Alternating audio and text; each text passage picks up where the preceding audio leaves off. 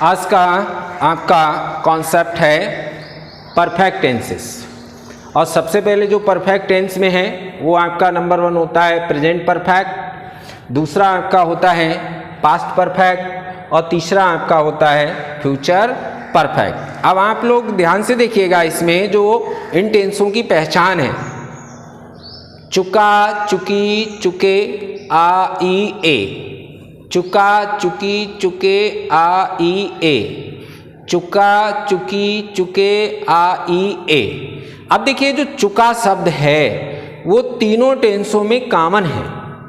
पहचान के लिए हमें ज़्यादा मेहनत नहीं करनी है, अर्थात परफेक्ट में हम ये जान लेंगे कि हर परफेक्ट टेंस की जो पहचान होती है वो चुका, चुकी, चुके या आ, ई, ए होता है। अब अगर उसके अंत में है लग जाए तो वो हो जाएगा आपका प्रेजेंट परफेक्ट, था लग जाए तो हो जाएगा पास्ट परफेक्ट, होगा लग जाए तो आपका हो जाएगा फ्यूचर परफेक्ट। इस प्रकार हम देख सकते हैं कि प्रेजेंट परफेक्ट टेंस के हिंदी वाक्यों की जो पहचान होती है, चुका है, चुकी है, चुके हैं, आ है, जैसे कि गया, खाया, पिया या गए हैं। पास्ट में चुका था, चुकी थे, चुके थे या गया था, गई थी, गए थे। ऐसे फ्यूचर में जो आपका होगा चुका होगा, चुकी होगी, चुके होंगे, आया होगा, गया होगा या गई होगी या गए होंगे। ये इनकी पहचान होती है।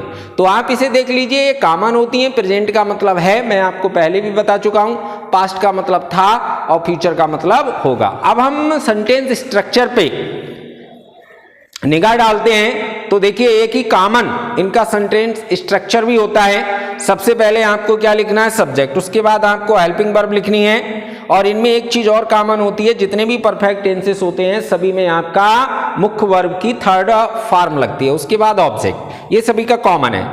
अब हम प्रेजेंट की अगर हेल्पिंग वर्ब देखें तो वहां पर आपको एक वचनकर्ता के साथ हैज लगाना है, बहुवचनकर्ता के साथ आपको हैव लगा देना है। पास्ट में चाहे कर्ता एक वचन हो चाहे बहुवचन हो, दोनों के साथ आपको हैड का ही प्रयोग करना है। फ्यूचर परफेक्ट की अगर हम बात करें तो उसमें हेल्पिंग वर्ब के स्थान पर आपको विल हैव या शैल हैव का प्रयोग करना है। विल हैव कहाँ प्रयोग होगा, शैल हैव कहाँ प्रयोग होगा, ये भी मैं आपको बता चुका हूं। अब चलते हैं इनके उदाहरण की तरफ। पहला उदाहरण आप देखिएगा, पहला उदाहरण आपका है राम स्कूल जा चुका है।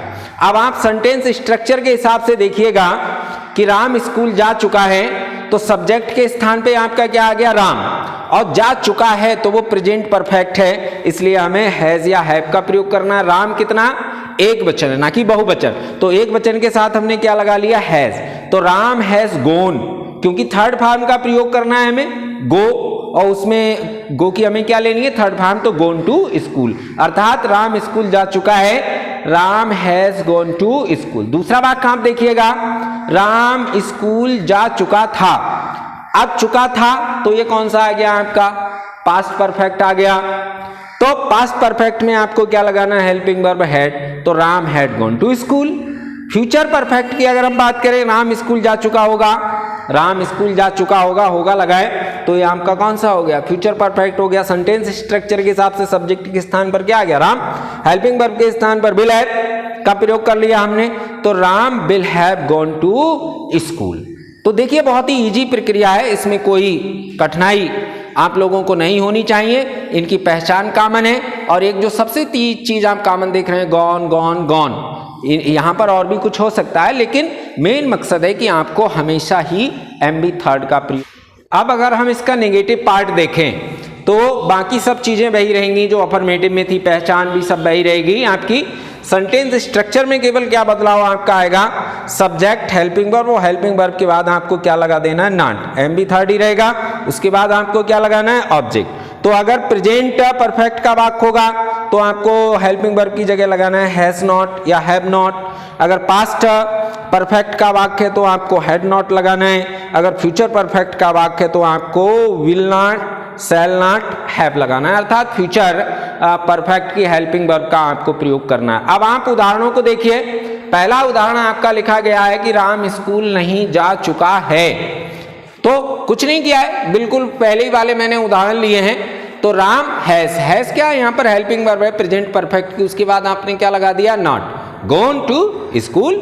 राम स्कूल नहीं जा चुका था, ये आपका पास्ट परफेक्ट है। पास्ट परफेक्ट में क्या लगाना है आपको, हैड नॉट, तो Ram had not gone to school. अब फ्यूचर परफेक्ट की बात करेंगे, राम स्कूल नहीं जा चुका होगा, क्योंकि जो होगा वो काय की पहचान दर्शाता है, फ्यूचर परफेक्ट की। तो Ram will not have gone to school. तो इसका नेगेटिव भी बहुत ही सरल है। अब हम इंट्रोगेटिव देखेंगे। इसका इंट्रोगेटिव में अगर हम देखें तो फिर मैं बता रहा हूं पहचान सब वही रहेंगी, केवल स्ट्रक्चर में थोड़ा सा अंतर होगा। जो हेल्पिंग वर्ब आप सब्जेक्ट के बाद लगा रहे थे, अब हेल्पिंग वर्ब आपको कहाँ लगानी है, सबसे पहले एमबी थर्ड का ही प्रयोग करना है, ऑब्जेक्ट का प्रयोग करना है, उसके बाद ऑब्जेक्ट आपको लगाना ही है। पहला उदाहरण आप लोग देखेंगे, क्या राम स्कूल जा चुका है, हेल्पिंग वर्ब पहले आ गई तो has Ram gone to school और क्वेश्चन मार्क। इन वाक्यों के अंत में एक चीज बहुत ही ज्यादा विशेष ध्यान देने वाली बात है, जिसे आपको बहुत ही ध्यान रखना होगा, और वो है कि वाक्य लास्ट में क्वेश्चन मार्क दिया भी होगा हिंदी वाक्य में, तो अंग्रेजी वाक्य में भी आपको क्वेश्चन मार्क का प्रयोग करना है। दूसरा वाक्य आप देखेंगे, राम स्कूल कब जा चुका है। ये वाक्य ऐसे भी लिखे जा सकते हैं जैसे राम स्कूल कब गया, तो वहां पर गया या चुका है मतलब एक ही है।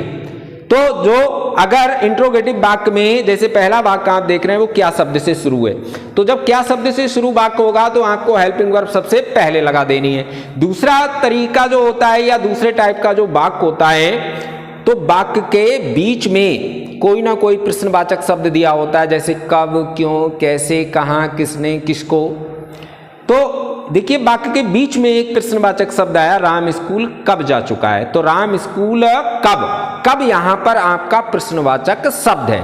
अब इस कब शब्द की जो अंग्रेजी होती है व्हेन, उसे आपको कहां लगा देना है, सबसे पहले, तो when has Ram gone to school. अब अगर वाक्य इंट्रोगेटिव नेगेटिव है, ये हर इंट्रोगेटिव नेगेटिव के लिए आपका रूल लागू होगा कि जब भी वाक्य इंट्रोगेटिव नेगेटिव होता है तो हमेशा सब्जेक्ट के बाद आपको नॉट लगाना होता है। स्ट्रक्चर आप देख लें, helping verb, subject, not, MB third, object और क्वेश्चन मार्क। वाक्य नीचे लिखा है, क्या राम स्कूल नहीं जा चुका है, तो has Ram not gone to school, अर्थात जो राम है वो सब्जेक्ट है, उसके बाद आपने क्या लगाया है, नॉट। तो क्या राम स्कूल नहीं जा चुका है, क्या बनाएंगे आप लोग, has Ram not gone to school, और लास्ट में आप क्वेश्चन मार्क लगाएंगे। तो बहुत ही इजी प्रक्रिया है, इसे आप थोड़ा सा समझने का प्रयास कीजिए, निश्चित ही आपकी समझ में आएगा।